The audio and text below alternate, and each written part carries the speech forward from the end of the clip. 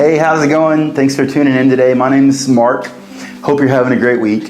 Have you ever known someone who, when they're sick, they will go to the doctor, and instead of asking the doctor's opinion or asking what the doctor thinks, they'll just dive into what they believe they should be diagnosed with, and they will then tell the doctor what medications they should be prescribed.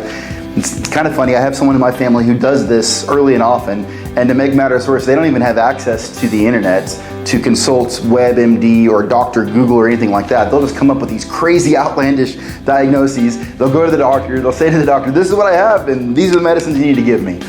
And so they're sitting down with the one who has all the education, all the training, all the years of experience with access to the medical community and medical journals, and it's their responsibility to have continuing education and to stay current on what's actually going on in the world of sickness and illnesses. And they're going to tell them, that person, what to do with it. And the crazy thing is, we don't just do that with doctors, and we don't just do it with friends and family members. We'll do that with God Himself. We'll sit down in our prayer time with God and we'll say to God, hey, these are my sins, my addictions. This is what I'm physically dealing with right now, and I'm going to go ahead. God needs you to go ahead and cure me of this. We're going to move on, change my situation, change my circumstances, and then I'm going to get back to life as I know it. There's actually a story in John chapter 5 of Jesus encountering a man who's lying on his mat next to a pool called Bethesda. This man is what the Bible calls an invalid. He's been in this condition for 38 years. So, we don't know how old he is, but we can easily say that for the vast majority of this man's life, he's been in this condition where he's reliant on other people and he's just laying around. Now, the pool of Bethesda was significant because it was believed that the waters there had healing properties when the waters would be stirred up. But Jesus is going to find this man sitting or laying on his mat, and Jesus is going to ask him a very pointed question. He's going to cut through everything and just get to the point. Jesus says, do you want to be made well? Yes or no question, simple enough. Listen to the man's response in verse 7. Jesus says, do you want to get well? Sir, the invalid replied, I have no one to help me to get into the pool when the water is stirred, and when I'm trying to get in, someone else goes down ahead of me. So instead of actually answering Jesus' question, do you want to be well? He gives an excuse, then he gives his own expectations.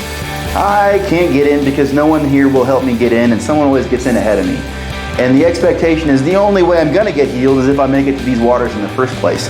And here he is talking to the author of life, Jesus, God in the flesh, the great physician himself. And he's telling him his expectations. He's telling him all these excuses, dictating to Jesus his circumstances. We do this on a regular basis, but let me just cut to the core of your life right now. In a moment of real and raw honesty, do you want to be well? Of your sin, of your sickness, of whatever habitual behaviors you have that aren't right, aren't good, aren't pure, aren't honoring? Do you want to be well? Or are you comfortable making excuses and giving God your own expectations? Here's the thing. The next time in your prayer life, when God is really convicting your conscience of what you're going through, and you sense God asking the question, do you want to be well? The answer is yes. I want to be well. And then as God speaks to how that's going to happen, and that's His right and His responsibility to do that, not ours, then our responsibility is to act in obedience to what He has said. Do you want to be well? Then begin to act and move towards Jesus the way He's called you to. And watch Him do things that you didn't even know were possible.